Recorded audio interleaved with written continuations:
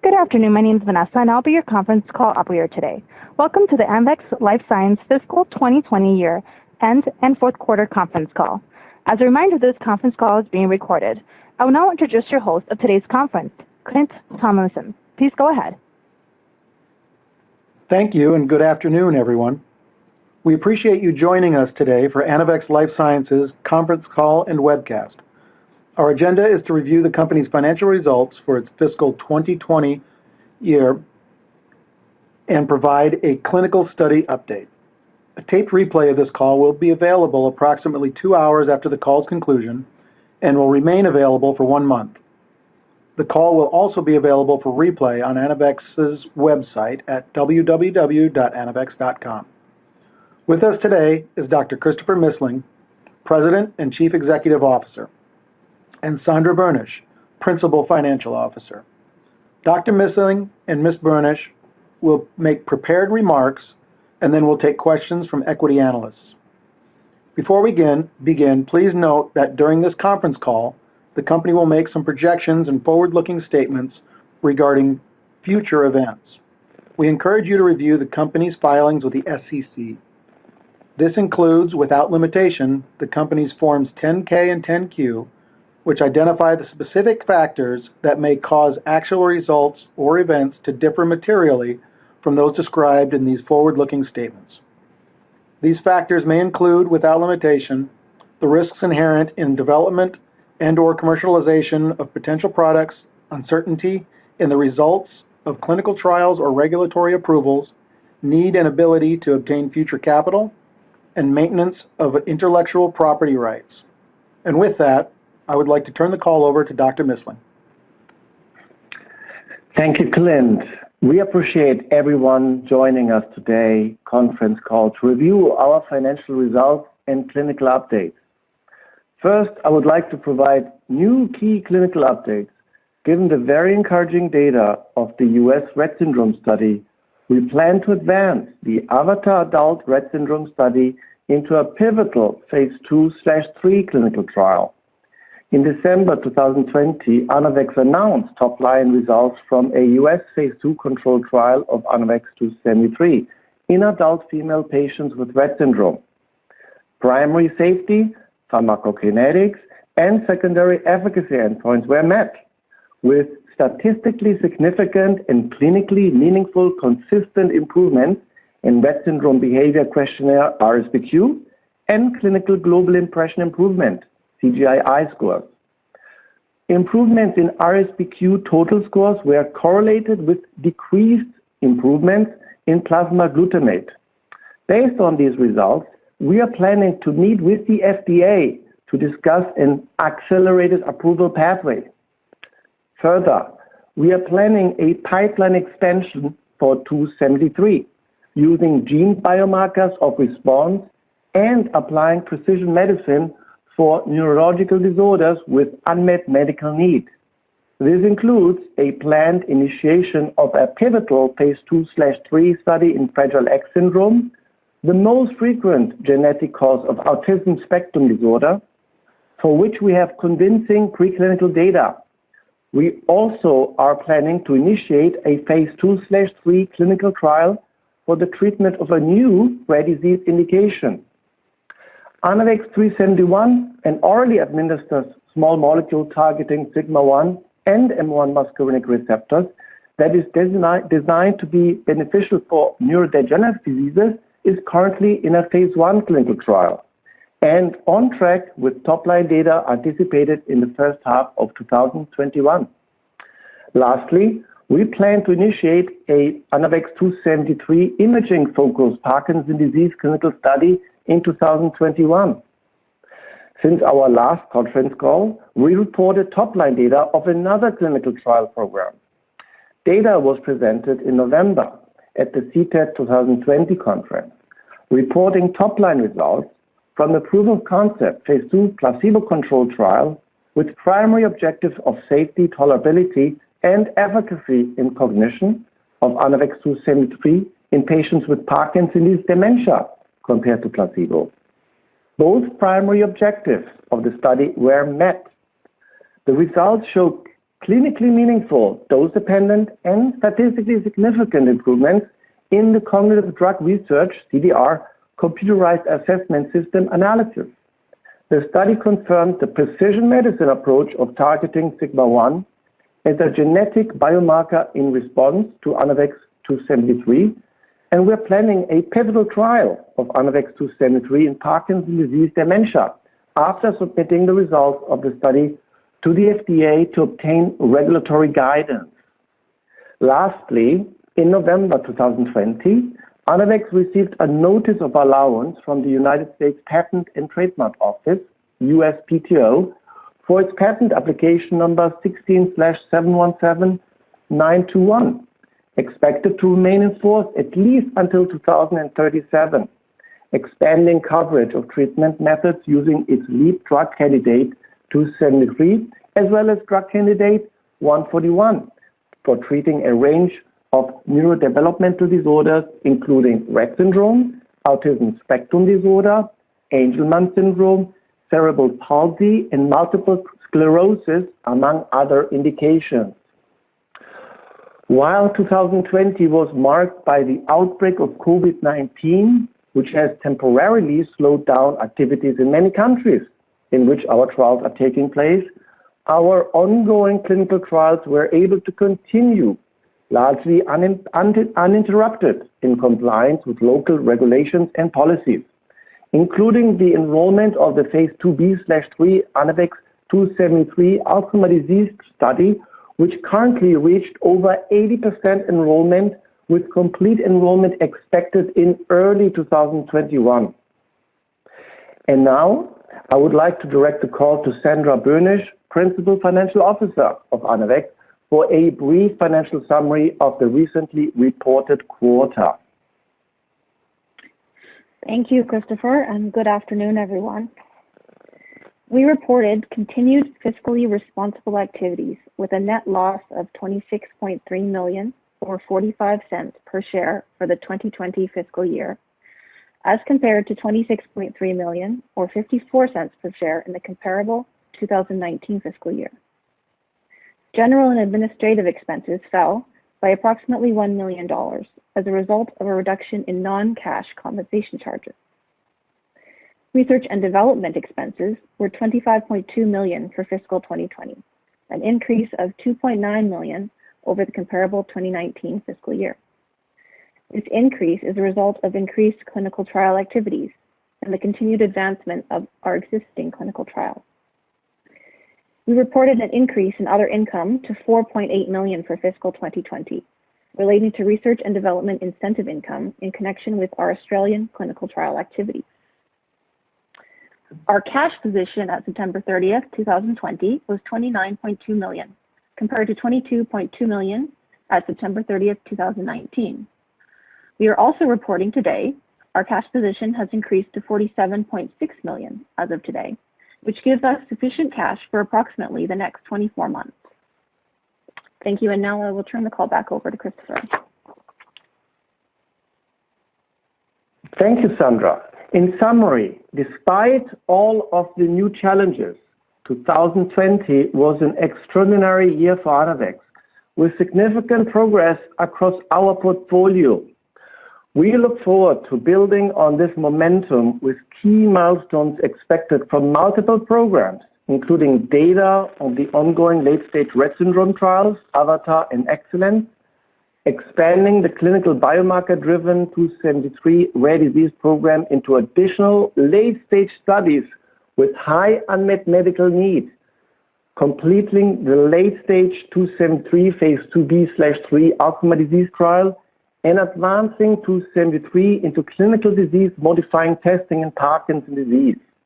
At this point, I would like to thank the patients, the doctors, and the entire Anavex team who made all of this progress possible.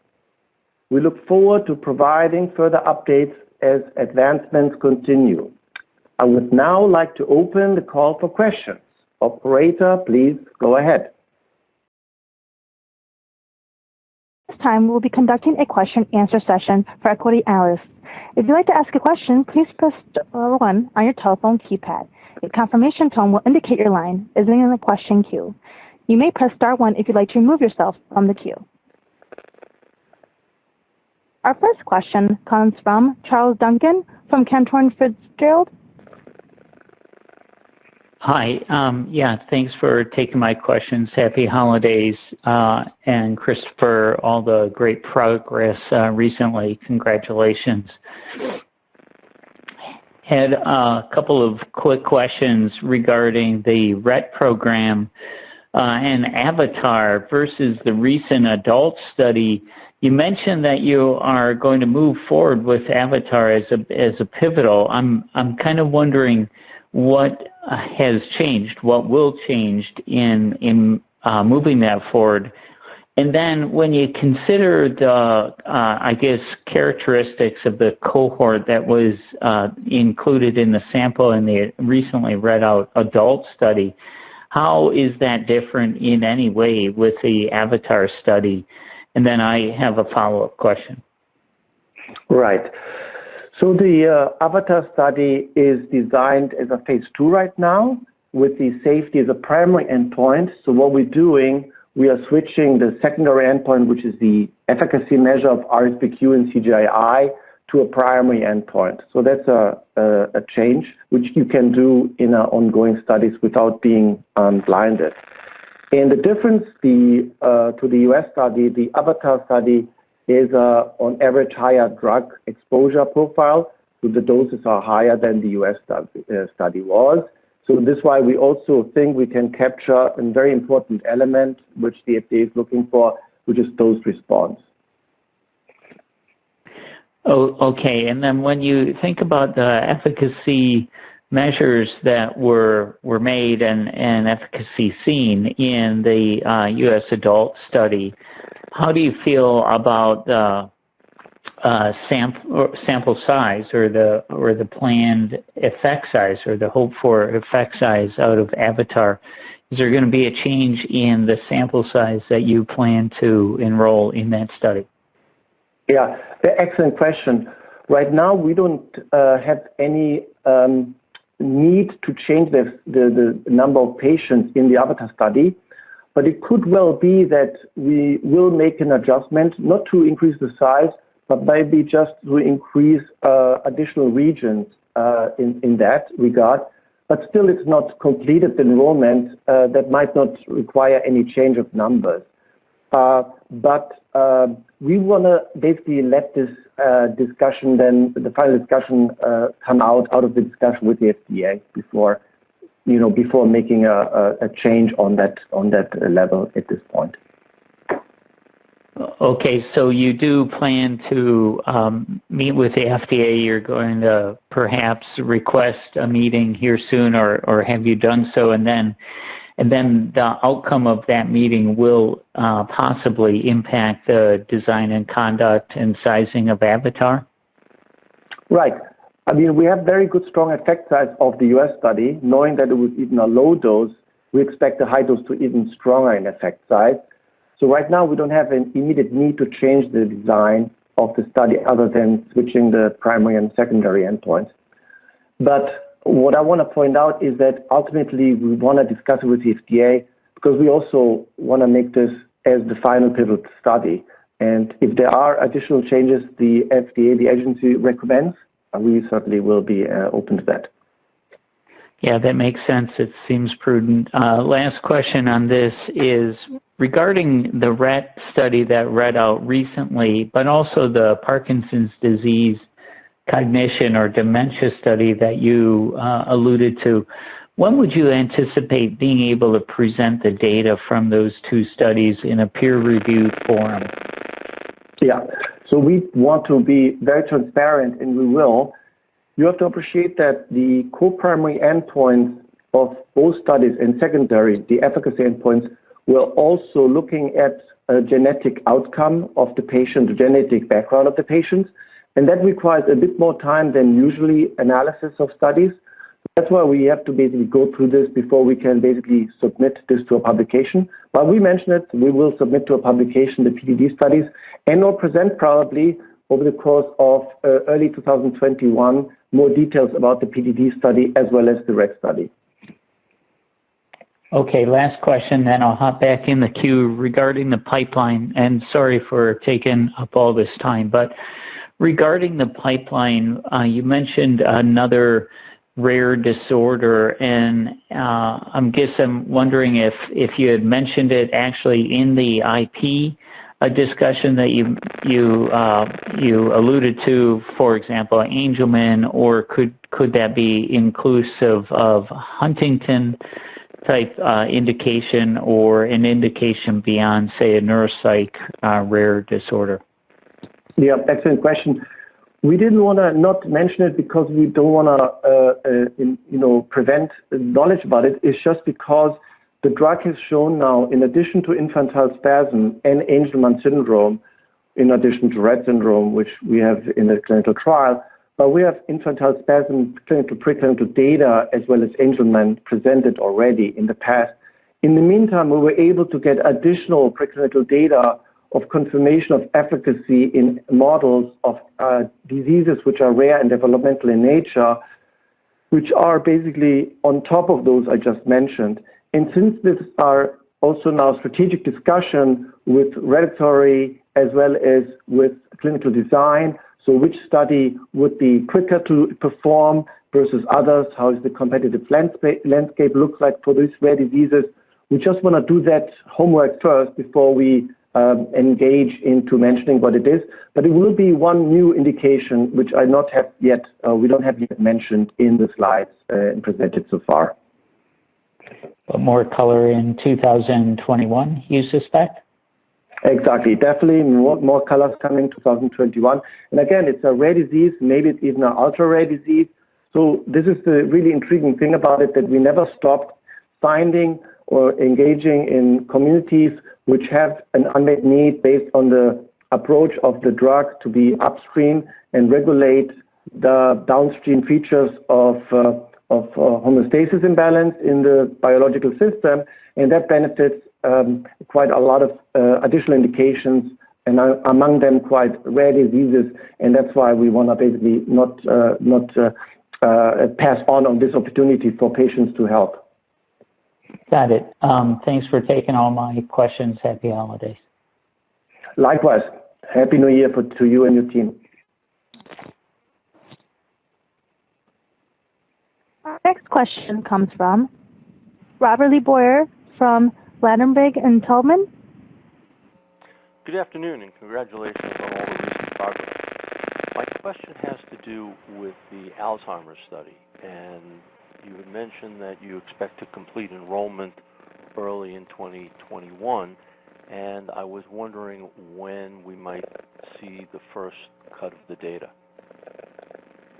So the study is a 48-week study, so it's very simple to add, once the last patient has been enrolled, then to add 48 weeks, because last patients enrolled in the study will also determine the last patient finishing the study. And that's basically the simple arithmetic to do, so that will be early 2022. Okay, great. And there was also, in addition to the cash balance as of September 30th, and the 29.2 at September 30th as of today, and I was wondering where that extra money came from. Yeah, so we have two programs in place in order to basically be always able to, I would say, strategically and also as least dilutive as possible when the stock price moves up to higher levels, to basically utilize the ATM and the purchase agreement. And one of those two features we were able to utilize to basically make sure we always have 2 years of cash. Now that we have 2 years of cash as of today, we obviously will not need to use it anymore going forward in a high frequency. And that's basically the message we want to also send to our shareholders, that we always want to make sure we have enough cash and resources so we don't have any problems executing our activities. Okay, good. Good to hear. Okay, thank you very much. You're welcome. Our next question comes from Tom Bishop from BI Research. Yeah, hi, Christopher and Clint. Hello. Yeah, hi, can you hear me? Yes. Okay. I noticed this comment about the planned initiation of Anavex 273 imaging-focused Parkinson's disease clinical study. It didn't say dementia, and I didn't understand the imaging-focused either. Could you put a little bit more on that? Right. So we have been fortunate that we have been received funding previously from Michael Fox for a preclinical study in disease modification for Parkinson's disease, which is not Parkinson's dementia, just a movement disorder, and that was very successful. And now as the next step, we want to make sure that in Parkinson's patients, so not dementia, we also understand better how the drug works, and this is something we'd like to explore this year.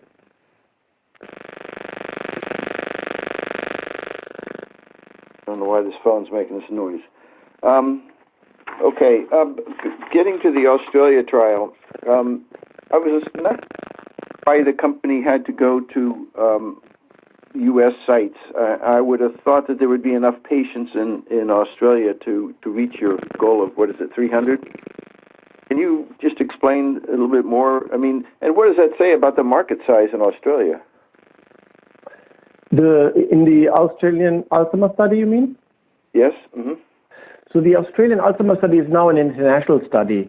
So we started it in Australia, and the phase 2b/3 is actually now enrolling in Germany, Netherlands, UK, and Canada, in addition to Australia.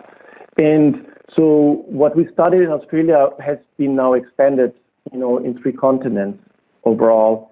And so we just want to make sure that it's an international study. It has advantages. And so there was not that we were limited in Australia, but it's always an advantage to have sites running of this proportion in many different places.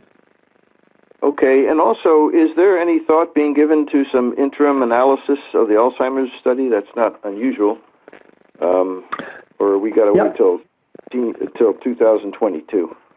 The option is there because the protocol allows for an interim analysis. It is explicitly mentioned that it can be used for interim analysis, and we have seen that interim analysis could be misleading, as shown in another company. So we don't know if we want to use that at this point in time, but the chances are there. So there's possibility that there's data before 2022 for the Alzheimer's study. Okay, and with regards to Avatar and the adult Rett syndrome study, moving on to phase 2-3, I kind of thought that was initially just a study so that you could advance into the adolescent market, which I thought was your primary market. But are you going two-pronged? Or you're going to test all the way through the adult? So the adult population. Right. Sorry for interrupting. So the adult population is a little bit a population which has not received much attention.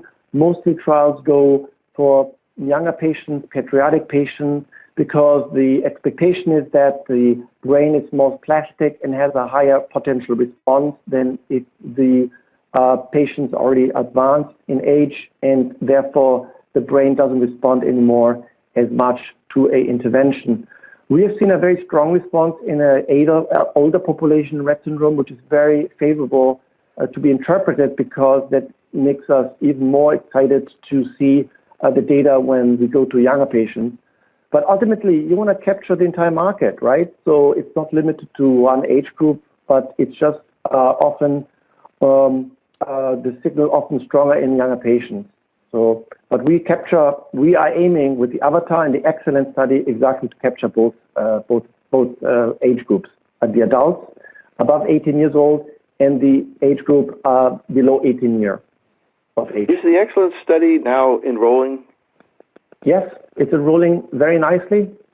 That's the case. Okay.